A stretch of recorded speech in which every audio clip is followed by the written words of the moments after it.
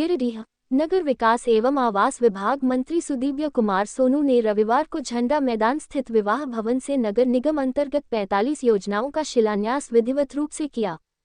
बताया गया कि 7 करोड़ की लागत से नगर निगम क्षेत्र में 45 योजनाओं का कार्य पूरा किया जाएगा। इन योजनाओं में शहरी परिवहन, नागरिक सुविधा एवं HLMC से स्वीकृत योजनाएं शामिल है। इस मौके पर लोगों को संबोधित करते हुए मंत्री ने कहा कि गिरिडीह में पेयजल की समस्या एक बड़ी समस्या है, जिसका समाधान हर हाल में होना जरूरी है। इसको ध्यान में रखते हुए 4 इंटेक वेल बनाया जाएगा, जिसके माध्यम से पानी की समस्या का समाधान किया जाएगा। कहा कि मधुबन बढ़ाकर बनखंजो, झरिया गादी और पचम्बा चाणक के पास इंटेक वेल का निर्माण कराया जाएगा।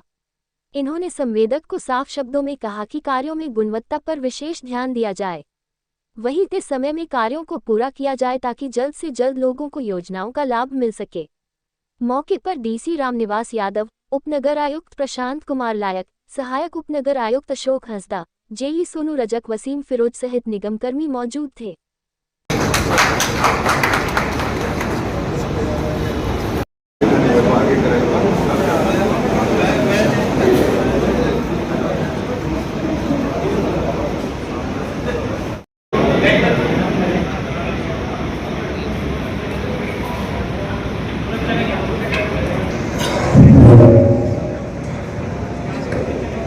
सभागार में उपस्थित कर्मचारी और पदाधिकारी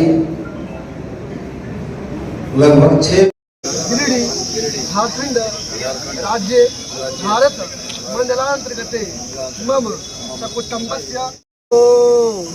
चलिए उनको बोल दीजिएगा ना। हाँ दे नाम लेकर बोले तब ने विश्वकर्मा भगवान की तरंगरारी शैला प्रचार गिरिराज गुहा विदारे झंकार कारी हरिपाद रजो पहारी गंगा सददंकारी वारे।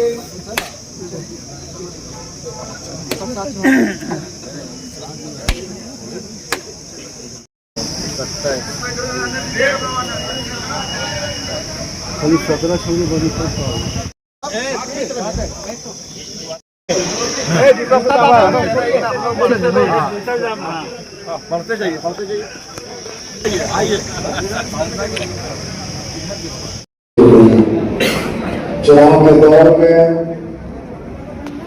चुनाव की आचार संहिता से पहले कुछ योजनाओं का हम लोगों ने शिलान्यास किया था, कुछ काम चल रहे हैं और ये भी पूरा पिछले ही कार्यकाल की चयनित योजनाएं थी, जिनकी स्वीकृति और तमाम चीजों के बाद आज इन 45 योजनाओं को गिरिडीह शहर के 36 वार्ड के नागरिकों को हम लोग समर्पित कर रहे हैं।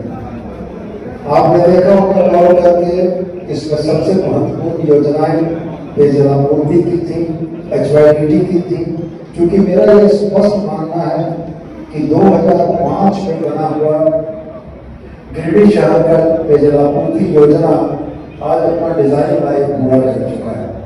2005 की आबादी के अनुमान के आधार पर बनी इस योजना से आज गिरिडीह की वर्तमान जरूरतों को हम लोग पूरा नहीं कर पा रहे। यह बड़ा महत्वपूर्ण विषय है, क्योंकि पानी को ओवरनाइट व्यवस्था कर देने की चीज नहीं होती है। लेकिन मैं आपको तमाम के शहर के तमाम प्रबुद्ध नागरिकों के बीच में यह बात जरूर से याद दिलाना चाहूँगा कि हम लोग भी पानी की समस्या के दीर्घकालीन समाधान की दिशा में काम कर रहे हैं। आज तक कुल हमारे पास जो इंटेक वेल है उसमें सबसे बड़ा सोर्स हमारा खंडोली है। खंडोली के बाद एक महादेव तालाब वेल है, एक चैताटी है। मात्र इन 3 इंटेक वेल से शहर को पेयजलापूर्ति की जाती है। अब के समय में हम लोगों ने उसमें और नए इंटेक वेल की बढ़ोतरी का निर्णय लिया है। सबसे पहला इंटेक वेल हम लोग बराकर में बनाने जा रहे हैं, मधुबन बराकर में, बीटौन बराकर में बनाने जा रहे हैं।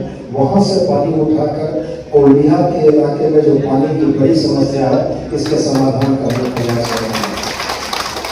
दूसरा इंटेक वेल पचम्बा के लिए हम लोग बचगावा के पास एक बड़ा चालक है जहाँ पर अबंडेंट पानी है, वहाँ एक इंटेक वेल हम लोग बनाना चाह रहे हैं और उस इंटेक वेल से हम लोग पचम्बा के इलाके में पानी की समस्या को दूर करेंगे। तीसरा इंटेक वेल हम लोग बनखंडों में उसी नदी पर बनाना चाह रहे हैं कि शास्त्री नगर के जो निचले इलाकों में आज पानी की बड़ी समस्या है, उस समस्या का समाधान उस माध्यम से हो सकेगा। चौथा इंटेक वेल हम लोग झगड़ी में बनाना चाह रहे हैं कि ये जो हमारा 30 नंबर से लेकर 32 नंबर 36 नंबर वार्ड में उसी नदी पर हम लोग बनाना चाह रहे हैं कि 36 से लेकर 32 नंबर वार्ड तक की पेयजलापूर्ति का समाधान कर सके। और मैं समझता हूँ कि पानी की महत्वाकांक्षी योजनाओं को पूरा करने के बाद गिरिडीह के लोगों को पेयजल से संबंधित समस्याओं का हम लोग बेहतर समाधान कर पाएंगे। और मेरा बस यही आग्रह रहेगा कि अनटाइड के पैसे से या टाइड के पैसे से, पथ परिवहन के पैसे से, नागरिक सुविधा के पैसे से योजनाएं बनती ही रहेंगी। बस मेरा यही आग्रह होगा DMC के तमाम पदाधिकारियों से, चूंकि हमने जो एस्टिमेटेड कॉस्ट था उससे बिलों में योजनाओं को का इकरारनामा होते हुए देखा है। ये आपस की प्रतिस्पर्धा संवेदकों का, सरकार के इस पैसे का उपयोग जनता के लिए हो सके ये सुनिश्चित करना हमारे DMC का काम है, हमारे म्युनिसिपल कमिश्नर का काम है और हमारे गिरिडीह म्युनिसिपल कमिश्नर का काम है। तो मैं फिर दोहरा कर आपसे यह कहना चाहूँगा कि प्रतिस्पर्धा में बिलों की वजह से काम की गुणवत्ता प्रभावित न हो, इसका ध्यान रखिएगा। और सबसे महत्वपूर्ण, पेयजलापूर्ति की योजनाएं जब तक पानी नहीं गिर जाएगा नल से तब तक आप उसको पूर्ण नहीं मानिएगा। पानी गिर जाए तब आप योजना को पूर्ण मानिए और तब आप समय का भुगतान कीजिए, कहीं कोई आपत्ति की बात नहीं है। लेकिन आधी अधूरी HYDT की योजनाओं का जो इतिहास गिरिडीह नगर निगम का रहा है उसकी पुनरावृत्ति नहीं होनी चाहिए।